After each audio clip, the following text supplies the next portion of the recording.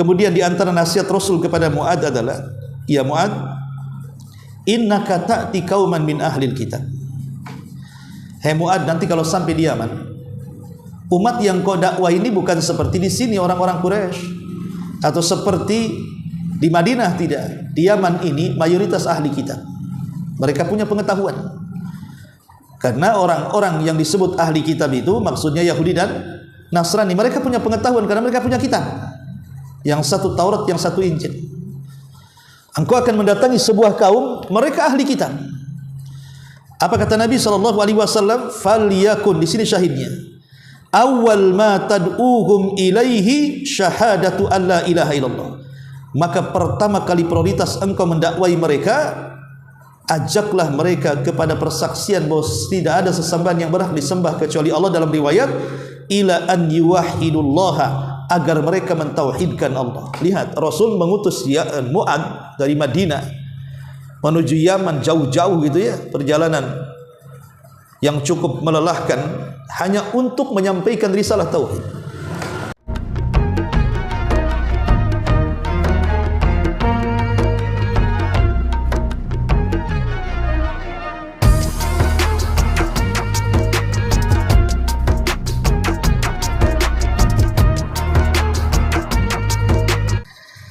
Baik, kita mulai.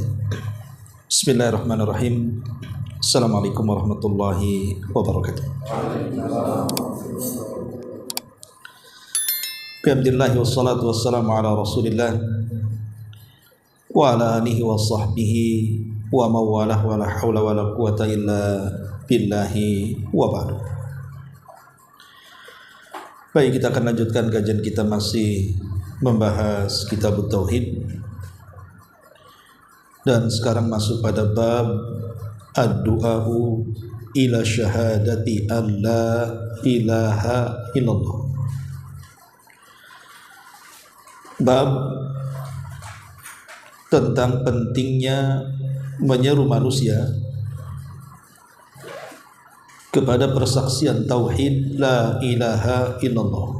Tidak ada sembahan yang berhak disembah kecuali Allah Subhanahu wa ta'ala.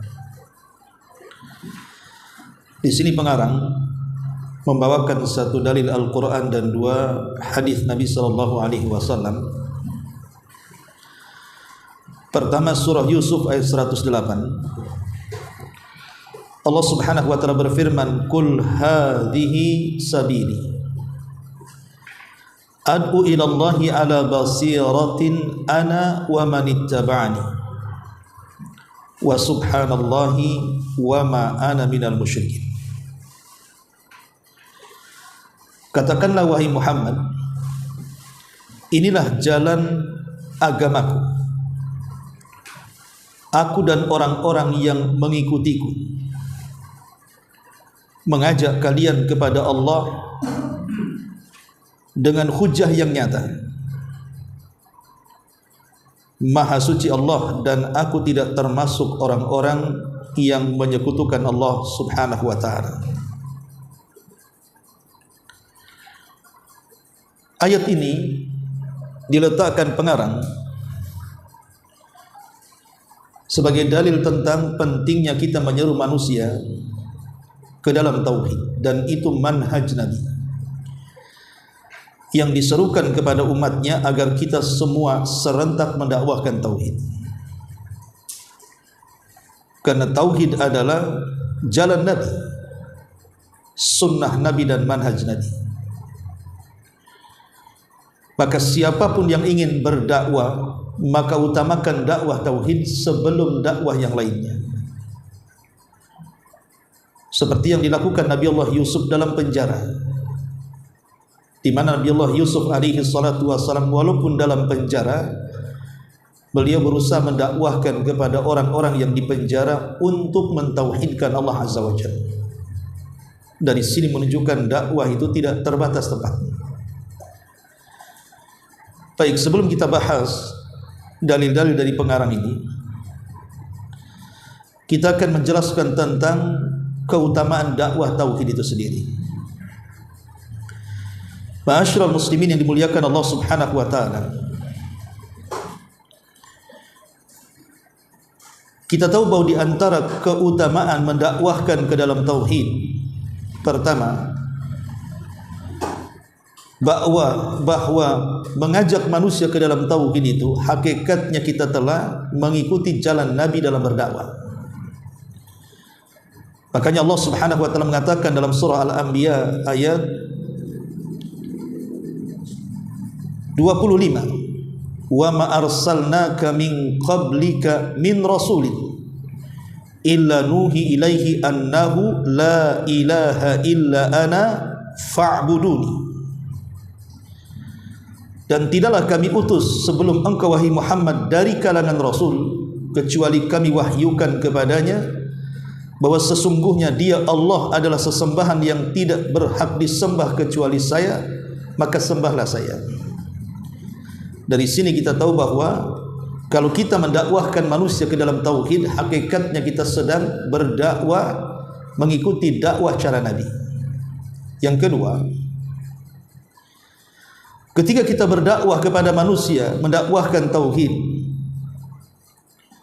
kemudian ada satu orang yang sadar karena dakwah kita, umpamanya antum punya saudara suka ke dukun, kemudian kita nasihati jangan ke dukun, atau punya saudara yang suka gemar menyimpan jimat tangkal dan yang semacamnya, akhirnya ditinggalkan setelah antum berdakwah kepadanya. Maka dalam Islam, satu orang yang kita berikan hidayah ke dalam tauhid itu lebih baik daripada dunia yang banyak. Dan itu sebagaimana nasihat Ali, nasihat Rasul kepada Ali radhiyallahu an.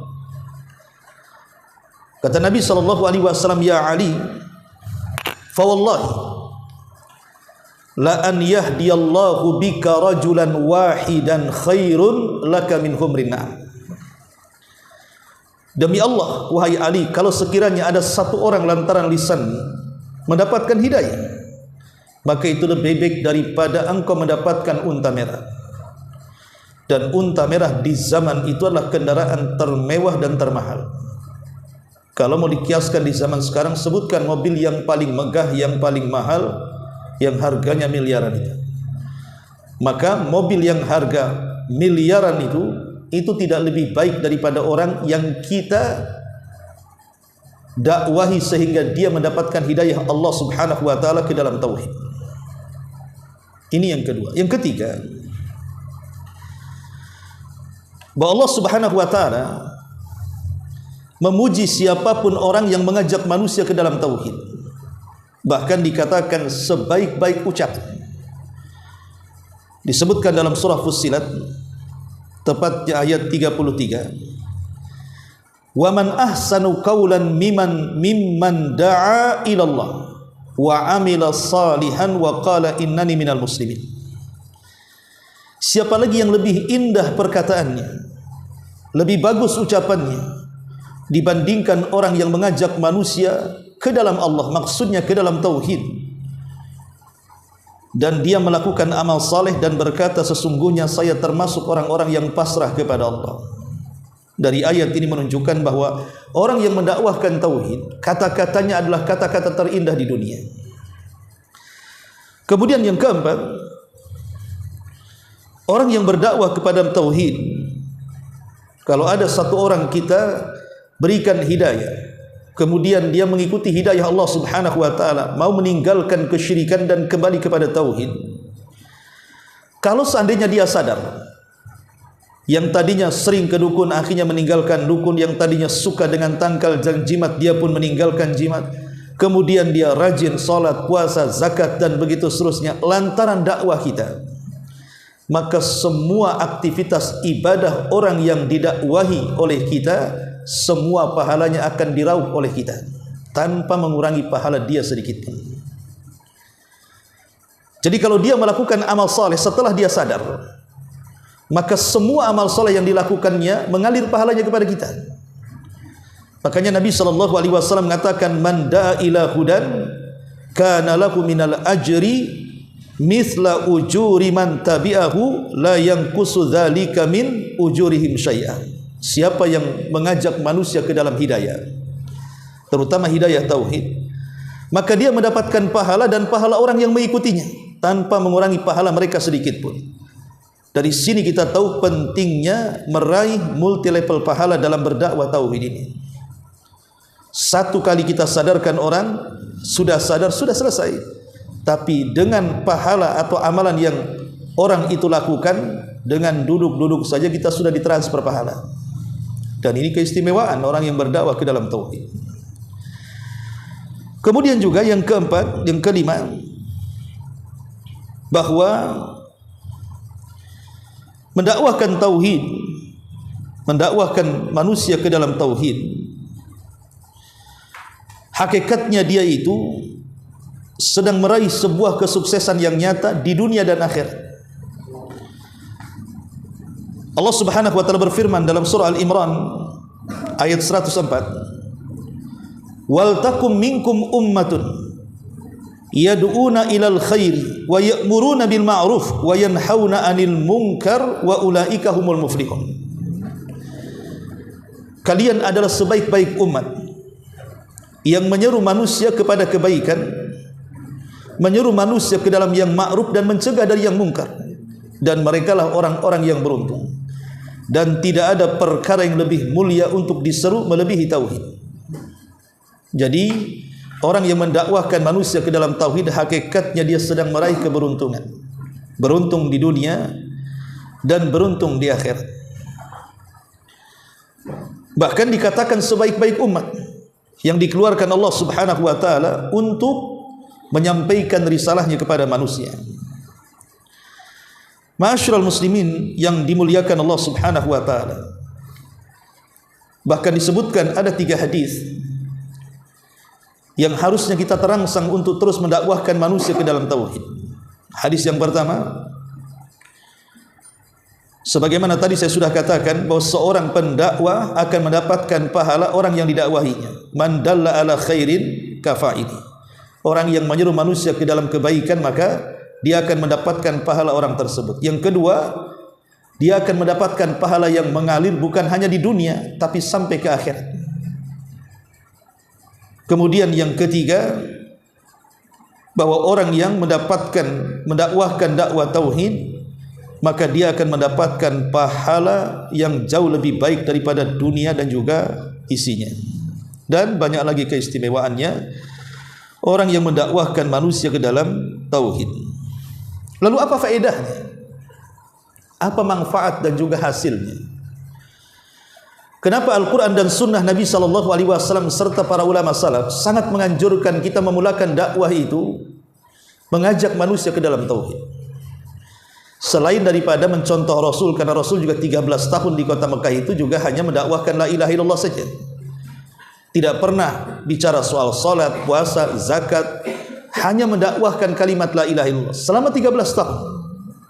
Baru setelah periode Madinah 10 tahun, baru Rasul mengembangkan dakwah kepada tema-tema yang lainnya.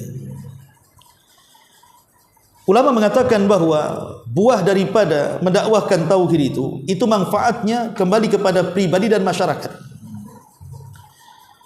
Pertama, bahwa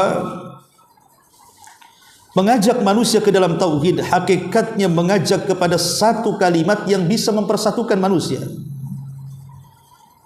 Karena tidak mungkin umat bersatu kecuali di atas tauhid. Kalau orang tidak bersatu di atas tauhid, lalu bersatu di atas apa? Jadi hakikatnya kita sedang mendakwahkan umat ke dalam tauhid itu untuk mewujudkan wahdatul ummah, menyatukan umat biar tidak berpecah. Yang kedua, mendakwahkan manusia ke dalam tauhid itu hakikatnya kita sedang meninggikan kalimat Allah di permukaan bumi. Dan dengan itulah kita bisa memadamkan cahaya musuh-musuh kita. Yang hendak mereka memadamkan cahaya kita, kita padamkan mereka dengan cahaya tauhid. Bahkan lebih daripada itu, kalau kita memulakan dakwah tauhid kepada masyarakat, hakikatnya kita sedang membersihkan masyarakat ini dari kemungkaran.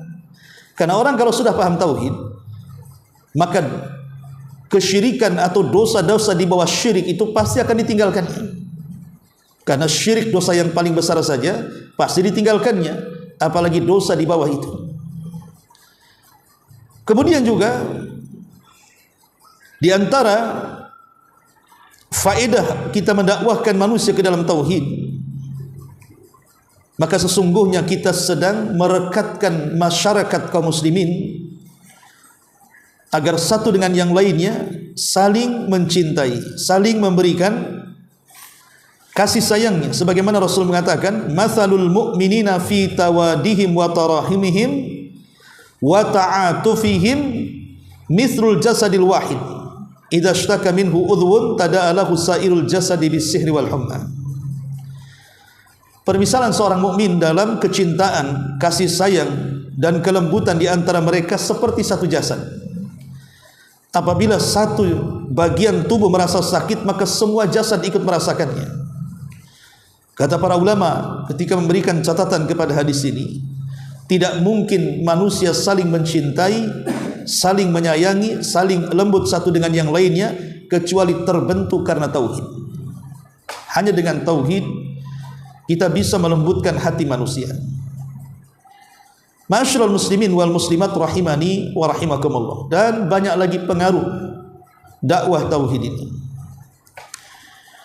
Kalau kita melihat ke dalam Al-Quran, bukti bahwa seluruh para nabi memulakan dakwah mereka dengan tauhid, kita bisa melihat beberapa ayat dalam Al-Quran. Pertama, surah Al-A'raf 59. Ketika Allah bicara soal Nabi Allah Nuh alaihi salatu wassalam, di antara perkataan Nuh kepada umatnya adalah u'budullaha ma lakum min ilahin ghair. Sembahlah Allah wahai umatku, dan tidak ada sesembahan selain daripada Dia. Kemudian surah Al-A'raf 65 menghikayatkan tentang kisah Nabi Allah Hud ketika berdakwah kepada kaumnya. Dia pun mengatakan, ya qaumi ibudullaha ma lakum min ilahin ghair. Wahai kaumku, sembahlah Allah, tidak ada sesembahan selain Dia. Kemudian dalam surah Al-A'raf 73-nya Allah menjelaskan tentang dakwah Nabi Saleh kepada umatnya, di mana Nabi Saleh juga mengatakan, ya qaumi ibudullaha ma lakum min ilahin ghair. Wahai kaumku, sembahlah Allah, tidak ada sesembahan selain Allah. Kemudian dalam surah Al-Ankabut 16, ketika Allah menghikayatkan tentang kisah Ibrahim, Ibrahim mengatakan kepada kaumnya, u'budullaha wattaqu.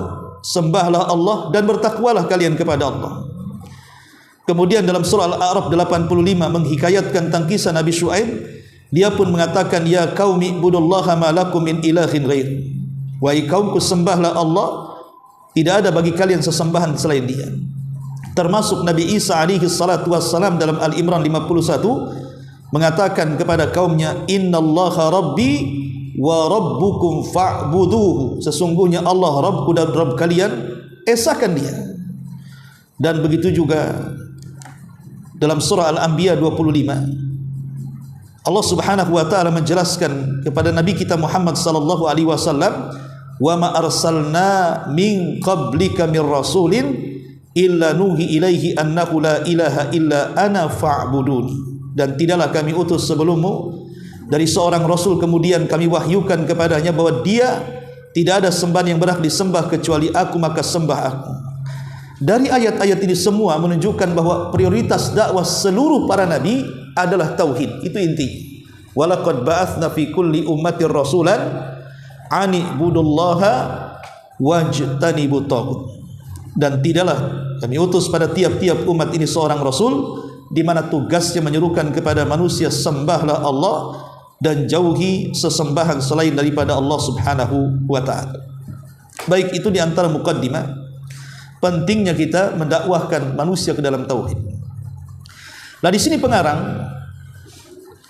membawakan sebuah ayat tentang pentingnya berdakwah manusia ke dalam tauhid, yaitu surah Yusuf ayat 108 ini. Kul, katakan ya Muhammad, hadhihi sabili, sesungguhnya ini jalanku, artinya ini caraku, ini agamaku, ini manhajku. Ad'u ilallah, ad'u ilallah, aku menyeru manusia menuju Allah Subhanahu wa taala. Artinya Rasul diperintahkan Allah agar menyeru manusia, mengajak manusia ke dalam Allah, maksudnya ke dalam tauhid. Ala basiratin, tentu bukan hanya menyeru, tapi menyampaikan dengan hujah yang nyata, dengan pengetahuan. Karena berdakwah tanpa ilmu itu bahaya, harus dengan hujah. Makanya kenapa kemudian Al-Imam Muhammad bin Abdul Wahhab dalam kitab Ushul Tsalatsa membuat satu bab tentang bab al-ilmu qabla al-qaul, bab al-ilmu qabla, Imam Al-Bukhari dalam sahihnya membuat bab al-ilmu qabla al-qauli wal amal. Ilmu itu hendaklah didahului sebelum berkata-kata, artinya berdakwah dan juga mengamalkan. Karena tidak mungkin seseorang berdakwah dan mengamalkan tanpa ilmu pengetahuan. Di sini menunjukkan bahwa mendakwahkan tauhid harus di atas pengetahuan. Ana wa manittaba'ani, aku dan orang-orang yang mengikutiku. Kemudian di ujung ayat Allah Subhanahu wa taala merintahkan Rasul juga untuk mengatakan subhanallah, maha suci Allah, wa ma ana minal musyrikin, dan aku tidak termasuk orang-orang yang menyekutukan Allah Subhanahu wa taala. Setelah kemudian menyebutkan ayat ini, beliau menyebutkan dua riwayat bagaimana Nabi SAW memperhatikan tentang dakwah tauhid ini. Pertama, hadis Abdullah ibn Abbas radhiyallahu anhuma. Qala, dia mengatakan, anna Rasulullah sallallahu alaihi wasallam qala li Mu'ad lama ba'athahu ila al-Yaman. Satu hari Nabi sallallahu alaihi wasallam, kata Ibnu Abbas, pernah memanggil Mu'ad. Maksudnya Mu'ad ibnu Jabal, yang dikatakan manusia yang paling paham dengan halal dan haram. Yang dikatakan oleh Nabi SAW, Mu'ad itu nanti pada hari kiamat dia akan melebihi para ulama bagaikan ratwah. Ratwah itu maksudnya kalau kita ambil batu kemudian dilempar sejauh mungkin, itulah Mu'ad menjangkau para ulama pada hari kiamat. Memang orang yang cerdas Mu'ad bin Jabal. Makanya Nabi SAW memilih dia untuk berdakwah. Dari sini menunjukkan bahwa seorang da'i saat berdakwah itu tidak serta-merta mengutus sembarang orang, tapi harus punya pengetahuan. Karena ada di masyarakat itu orang yang berdakwah ke sana kemari tidak punya pengetahuan. Apa yang kira-kira didakwahkan? Dia sendiri perlu pengetahuan dan perlu dakwah. Karena dakwah ini perlu ilmu. Makanya Rasul tidak memilih serta-merta para sahabat, tidak, tapi Rasul memilih yang terbaik di antara para sahabat. Mu'ad bin Jabal, manusia yang paling paham dengan halal dan haram. Tak bisa kita ini kemudian door to door datang kepada manusia mendakwahkan tanpa pengetahuan. Apa yang didakwahkan nantinya? Orang yang tidak punya ilmu terkadang tidak tahu prioritas dakwah. Akhirnya mengabaikan dakwah tauhid, malah dakwah yang lain pula diprioritaskan. Sekalipun kemudian dia sadar, mungkin dia salat, dia puasa, dia zakat, dia sedekah, tapi kalau akidahnya masalah, kan buat apa dakwah? Bukankah akidah itulah yang menentukan diterima salat dan tidaknya, diterima sedekah dan tidaknya, diterima puasa dan tidaknya? Akidah itulah dibenarkan, diluruskan supaya semua amal setelahnya menjadi amalan yang diterima dan makbul di hadapan Allah Subhanahu wa taala. Jadi Rasul ketika hendak mengutus seorang dai memilih Mu'ad, manusia terbaik, untuk berangkat ke negeri Yaman. Kemudian di antara nasihat Rasul kepada Mu'ad adalah, ya Mu'ad, innaka ta'ti qauman min ahlil kitab. Hai Mu'ad, nanti kalau sampai di Yaman, umat yang kau dakwah ini bukan seperti di sini orang-orang Quraisy atau seperti di Madinah, tidak. Di Yaman ini mayoritas ahli kitab. Mereka punya pengetahuan. Karena orang-orang yang disebut ahli kitab itu maksudnya Yahudi dan Nasrani. Mereka punya pengetahuan karena mereka punya kitab. Yang satu Taurat, yang satu Injil. Engkau akan mendatangi sebuah kaum, mereka ahli kitab. Apa kata Nabi SAW? Falyakun, di sini syahidnya, awal ma tad'uhum ilaihi syahadatu an la ilaha illallah. Maka pertama kali prioritas engkau mendakwai mereka, ajaklah mereka kepada persaksian bahwa tidak ada sesembahan yang berhak disembah kecuali Allah. Dalam riwayat, ila an yuwahhidullaha, agar mereka mentauhidkan Allah. Lihat, Rasul mengutus Mu'ad dari Madinah menuju Yaman, jauh-jauh gitu ya, perjalanan yang cukup melelahkan, hanya untuk menyampaikan risalah tauhid. Kemudian kata Nabi SAW, fa'inhum ata'uka lidzalik, kalau mereka menerima dakwah tauhid, fa'alimhum anna Allah aftarada alaihim 5 salawat. Kasih tahu mereka, setelah mereka tauhid, maka mereka harus menjalankan salat 5 waktu fi kulli yaumin wa lailah, pada setiap siang dan malam. Ini menunjukkan bahwa salat adalah amalan terbaik setelah tauhid. Ya. Kemudian kata Nabi SAW, fa inhum ata'uka lidzalik, kalau mereka sudah melaksanakan salat 5 waktu, fa'alimhum anna Allah aftarada 'alaihim shadaqatan tu'khadhu min aghniyaihim faturaddu 'ala fuqaraihim. Sampaikan kepada mereka Allah wajibkan zakat sedekah, diambil dari orang kaya mereka disalurkan kepada orang miskin mereka.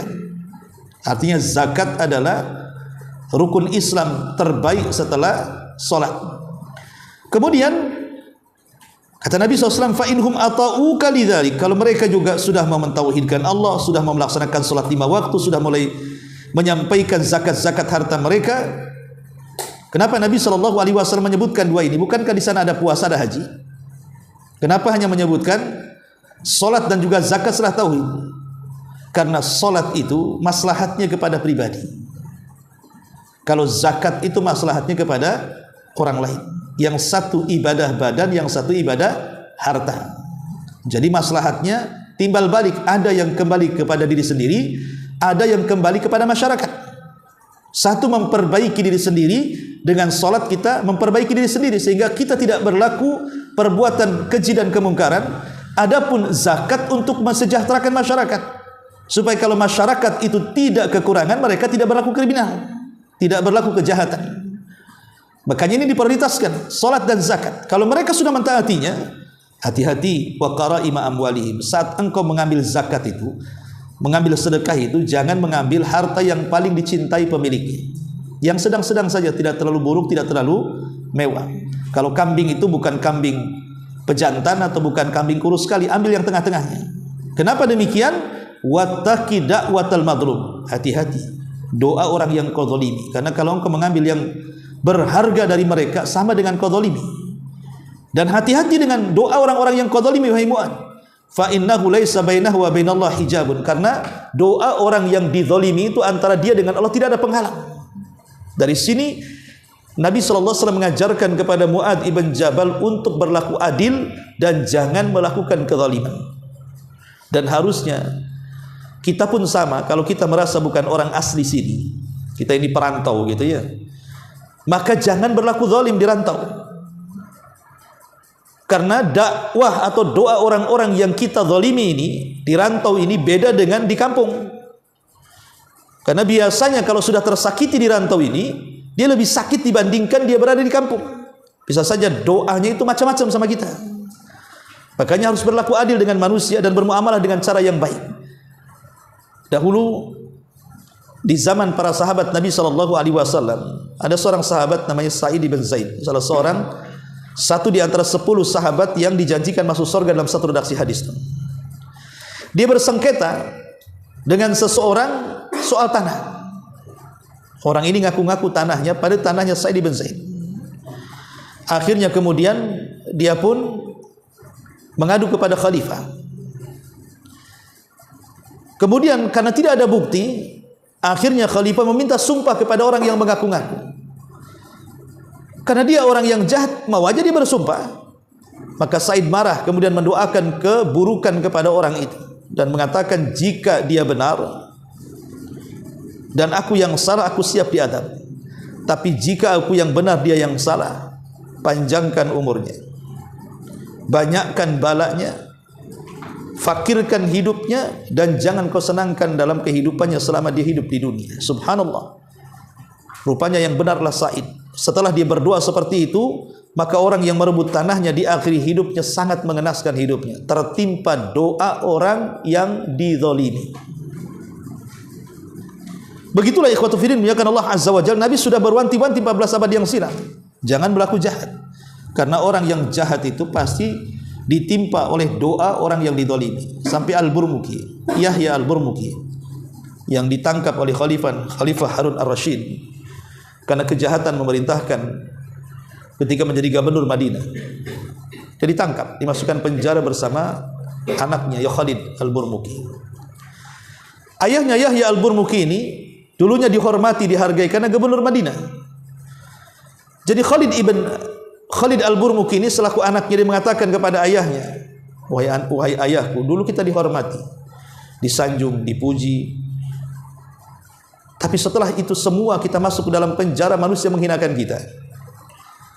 Maka Al-Burmuki mengatakan kepada putranya, boleh jadi ketika kita berkuasa ada rakyat yang kudzalimi. sehingga dia mendoakan doa keburukan kepadaku, sehingga doa itu melesat ke langit dan mengenai kita satu keluarga sebagaimana kau lihat hari ini. Lihat bagaimana kisah-kisah ini menunjukkan apa? Jangan sampai kita ini menzalimi orang lain. Ini riwayat yang pertama. Riwayat yang kedua, walahuma, dan juga hadis Bukhari Muslim dari hadis Sahal ibn Sa'ad radhiyallahu anhu, anna Rasulullah sallallahu alaihi wasallam qala yauma Khaybar. Nabi SAW pernah berkata di perang Khaybar, karena kan ketika perang Khaybar itu kan benteng Khaybar itu tidak mau runtuh masalahnya, dan itu kan peperangan terakhir melawan Yahudi. Rasul itu berperang di Madinah melawan Yahudi itu kan 4 kali. Lah yang terakhir melawan Yahudi dalam perang Khaybar. Lah Khaybar ini satu kota yang kaya dengan kurma, dan di benteng, kan orang Yahudi suka buat benteng sehingga susah ditembus, sehingga Rasul itu mengirim pasukan berkali-kali tidak bisa merobohkan benteng. Sampai pada waktunya datang wahyu kepada Rasul memberitakan tentang kemenangan. Kemudian Rasul memberitakan para sahabatnya, di hadapan para sahabatnya Rasul mengatakan, la'u'tiyanna rayata gadan, besok di antara kalian ada yang aku akan berikan bendera kemenangan. Rajulan yuhibbullaha wa rasulah wa yuhibbuhullahu wa rasuluh. Tapi orang ini dikenal sangat cinta dengan Allah dan Rasulnya, sehingga Allah dan Rasulnya sangat mencintai. Yaftahullahu ala yadaihi, dan akan dimenangkan dengan tangannya. Bagaimana ini berita besar dari Nabi? Benteng Khaybar nggak runtuh-runtuh gitu ya, diserang pun nggak mau runtuh. Tiba-tiba Rasul mengatakan seperti itu, besok kemenangan akan diraih oleh seorang laki-laki yang mencintai Allah dan Rasulnya, dicintai Allah dan Rasulnya. Di tangannya kemenangan. Wah, sibuk para sahabat. Sampai Umar bin Khattab radhiyallahu anhu, yang sangat menjauh dari politik kekuasaan, mengatakan, walaupun aku benci untuk menjadi pemimpin, tapi hari ini aku sangat ingin menjadi pemimpin gitu. Kenapa? Karena Rasul sudah mengatakan apa? Di tangannya kemenangan. Dan Rasul mengatakan orang ini mencintai Allah dan Rasulnya, dan dicintai Allah dan Rasulnya. Gimana para sahabat tidak berebut dengan bendera itu? Makanya dijelaskan, fabatan nas yadhukuna lailatahum. Maka manusia pun di malam itu tidak bisa tidur. Kira-kira siapa yang pegang bendera ini? Ya. Ayyuhum yu'tah, siapa yang akan diberi. Falamma asbahu ghadaw ala Rasulillah sallallahu alaihi wasallam kullahum yarju an yu'tah.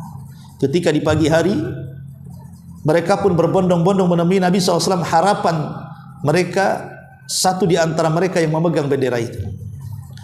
Setelah para sahabat berkumpul di tenda Rasul dan siap dipilih oleh Rasul untuk memegang bendera, rupanya Rasul mencari orang yang tidak hadir. Siapa yang tidak hadir ketika itu? Ali radhiyallahu anhu tidak hadir.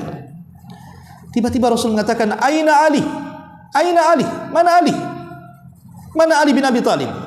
Faqila, maka dikatakan, huwa yashtaki ainah. Rasul, dia sakit matanya parah, tidak bisa melihat, makanya dia tidak bisa datang kemari. Kata Nabi SAW, datangkan Ali kemari. Maka Ali pun dipapah menemui Rasul. Setelah di hadapannya, fa basaqa fi ainihi wa da'a lahu, Rasul pun meludahi kedua matanya, kemudian berdoa kepada akan kesembuhan. Fa bari'aka allam yakun, maka Ali pun sembuh dengan ludah Rasul sebagai mukjizat. Kemudian Nabi SAW menyerahkan bendera itu kepada Ali. Kau yang memimpin hari ini, kau yang memimpin perang hancurkan benteng Khaybar. Kemudian kata Nabi SAW, ya Ali, unfud ala rislik hatta tanzila bisahati. Pelan-pelanlah kau berjalan menuju musuh. Kalau sudah musuhmu berhadap-hadapan dengan kamu, ud'uhum ilal Islam, jangan kau serang dulu, ajak mereka masuk Islam dulu. Maksudnya ajak mereka untuk mengucapkan kalimat la ilaha illallah Muhammadur Rasulullah dulu. Wa'alimhum bima yajibu alaihi min haqqillahi ta'ala fi, jelaskan kepada mereka kewajiban mereka kepada Allah. Fa wallahi, demi Allah kata Rasul, la an yahdiyallahu bika rajulan wahidan khairun laka min humrin na'am. Kalau seandainya lantaran ceramahmu sebelum perang mengakibatkan orang itu dapat hidayah walaupun satu orang, itu lebih baik daripada unta merah untukmu. Maka Ali pun kemudian mendekati mereka dan berhasil merubuhkan gerbang. Kemudian diajak masuk Islam, mereka tak mau. Disuruh membayar jizyah juga mereka enggak mau. Akhirnya Ali pun membawa pasukan dan menghancurkan Yahudi, dan itulah kehancuran Yahudi terakhir, sehingga mereka tidak bisa lagi tinggal di kota Madinah selamanya. dengan kekalahan orang Yahudi di Khaybar di tangan Ali atas perintah Nabi sallallahu alaihi wasallam. Syahidnya di sini adalah Ali radhiyallahu anhu diperintahkan Rasul sebelum menyerbu untuk mendakwahkan tauhid. Dalam peperangan saja tauhid itu prioritas sebelum yang lainnya. Dari sini menunjukkan bahwa jihad itu bukan segala-galanya dalam Islam. Jihad itu bukan tujuan, tapi tujuan kita adalah mendakwahkan tauhid, bukan jihad. Tujuan kita ini berdakwah dengan lisan, bukan dengan fisik. Jihad itu nomor berapa? Nomor pertama itu berdakwah ke dalam tauhid dengan lisan kita. Tidak sebagaimana kemudian prasangka orang bahwa Islam ini agama bengis karena mengutamakan perang. Tidak. Rasulullah SAW tidak mengajarkan itu. Ya, perang ada dalam Islam, tetapi itu bukan prioritas pertama. Karena tujuan kita adalah mentauhidkan manusia agar kembali ke jalan Allah Subhanahu wa taala. Baik, masyarul muslimin yang dimuliakan Allah Azza wa Jalla, kita ambil beberapa faedah dari dua hadis ini. Hadis yang pertama yang bisa kita petik dari hadis Ibnu Abbas radhiyallahu anhu ketika Rasul mengutus Mu'adz bin Yaman, Mu'adz ke Yaman. Pertama, disyariatkan mengutus para dai ke daerah-daerah yang tidak tersentuh dengan dakwah. Penting sebenarnya mengutus para dai. Makanya kita harus membuat generasi anak-anak yang kelak di masa depan akan menjadi para duat. Cetak mereka sebanyak-banyak supaya bisa menyebarkan dakwah bukan hanya di perkotaan sampai ke pelosok-pelosok. Saya itu dahulu kenal waktu di Singapura, ada kawan orang Patani. Ya, kemarin waktu saya safar ke Perlis, ya, sempat saya masuk ke Thailand. Jadi Thailand itu ada beberapa kota yang mayoritas Muslim di perbatasan itu. Kota Ajai, kemudian 3 kalau salah Ajai, apalagi kemudian satunya Patani yang paling banyak mayoritas di sana, banyak pesantren. Waktu saya di Singapura dulu, saya kenal seorang dai dari Patani itu. Walaupun ilmu pengetahuan agamanya mungkin tidak mumpuni karena dia tidak sekolah sampai keluar negeri Timur Tengah, tetapi semangat dakwah mengislamkan orang-orang pedalaman luar biasa. Bahkan sudah tidak terjumlah berapa yang diislamkannya, saking banyaknya. Makanya dia buat persatuan mu'alaf di sana. Waktu itu saya bertanya kepada dia, kok bisa ya kamu mendakwahkan manusia, orang-orang pedalaman yang keras kepala itu, kok bisa mereka masuk Islam? Kira-kira apa kuncinya ya? Bisa nggak aku beritahu?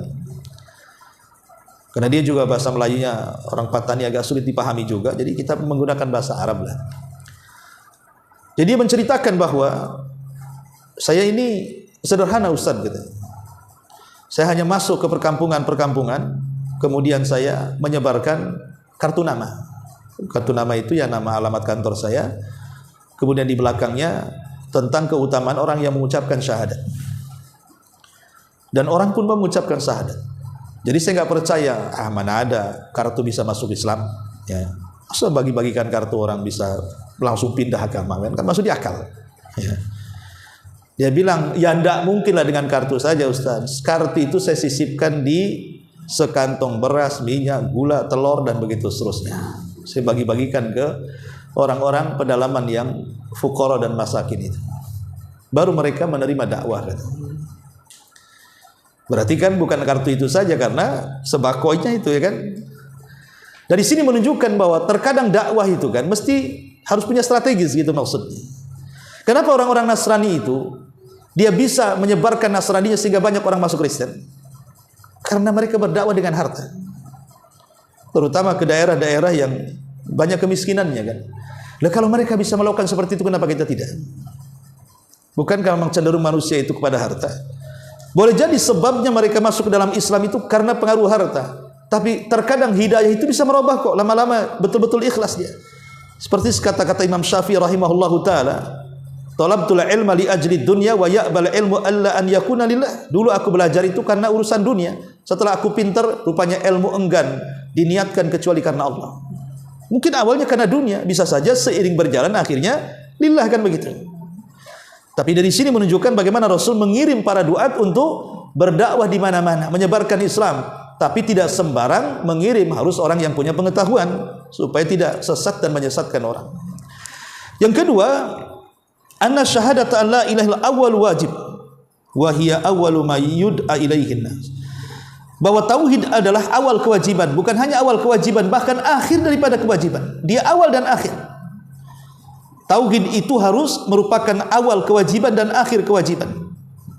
Awal kewajiban karena dengan itu kita masuk Islam, akhir kewajiban karena dengan itu kita husnul khatimah.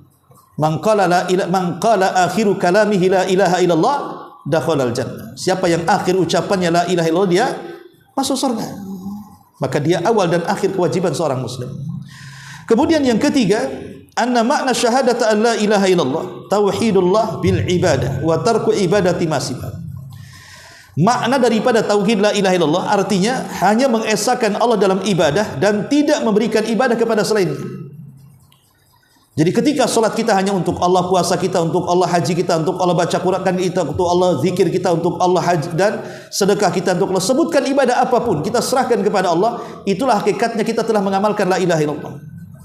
Dan ketika kita serahkan solat kepada selain Allah, sedekah kepada selain Allah, zikir kepada selain Allah, tawaf kepada selain Allah, maka anda belum mentauhidkan Allah. Ini yang ketiga. Yang keempat, annal insan qad yakun qari'an wa huwa la ya'rif mana la ilaha illallah aw ya'rifuhu wa la ya'malu bihi ka hali ahli alkitab. Bahwa manusia terkadang dia seorang qari, mungkin dia Quran hafal, tapi belum tentu dia paham tauhid. Banyak orang yang hafal Quran masih meminta-minta di kuburan, masih datang ke dukun, masih percaya dengan keramat, masih percaya dengan khurafat, padahal dia hafal Quran. Atau belum tentu orang yang mengetahui tauhid juga terkadang dia mengamalkan tauhid, seperti ahli kitab, mereka punya ilmu tapi tidak mengamalkannya. Sehingga terkadang ada orang yang sudah mengaji, kemudian dia diberikan musibah oleh Allah, penyakitnya parah. Dia sudah habis dananya untuk datang ke dokter. Tiba-tiba kemudian datang kawannya menceritakan, ada juga orang yang berobat sama orang pintar itu, seperti penyakitmu, sembuh loh dia di sana. Mulai dia terpikir tuh, boleh juga saya coba katanya. Kalau tidak sembuh ya tinggal tobat, kalau sembuh alhamdulillah kita juga tobat lagi katanya. Kan ada orang yang seperti itu, sudah tahu dukun itu penipu, tapi karena terdorong penyakitnya ingin sembuh, kadang-kadang nggak peduli itu. Ya. Kemudian juga diantara faedahnya, anna mukhatabatal alim laysat ka mukhatabatil jahil. Mengajak bicara dengan orang yang memiliki pengetahuan dengan orang yang tidak punya pengetahuan itu berbeda. Makanya Mu'adz dikatakan oleh Rasul, engkau akan berdakwah kepada orang yang punya pengetahuan, ahli kitab, hati-hati. Rasul beritahu dulu bahwa yang kau dakwahi bukan orang biasa. Dari sini kita menunjukkan bahwa dakwah itu harus paham orang yang kita dakwahi. Kata Ali radhiyallahu an, qulu bi uqulikum.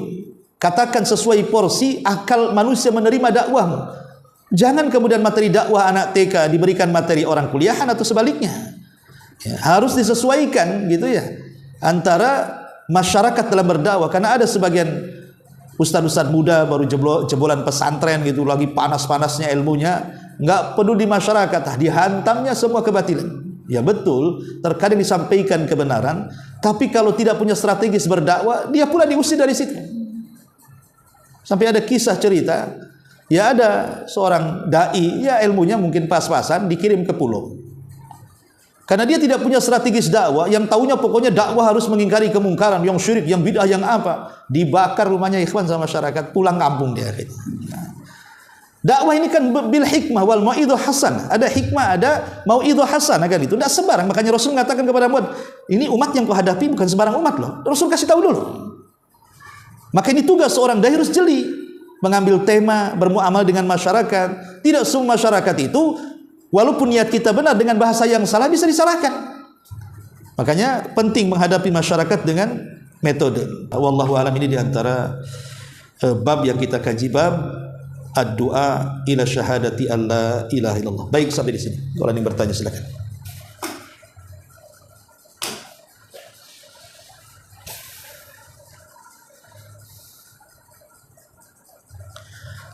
Ada kita subhanallah walhamdulillah asyhadu an la ilaha illa anta astaghfiruka wa atubu ilaik. Allahu ta'ala alam. Assalamualaikum warahmatullahi wabarakatuh.